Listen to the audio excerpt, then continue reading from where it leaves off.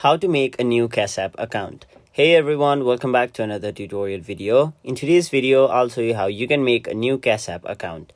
So to do that, first of all, download the Cash App from either your Play Store or your App Store and simply open the app. Now, once you've done that, it'll basically provide you two different options. So you can either sign up using your phone number or you can sign up using your email address. So you can use whichever one you'd like. So for this example, I'll simply use my email address. Now tap on the option next. After that, they will send a confirmation code to my email address. So as you can see, this is the code right over here, 410494. After that, tap on the option next. And just like that, as you can see, you have successfully made a new Cash App account.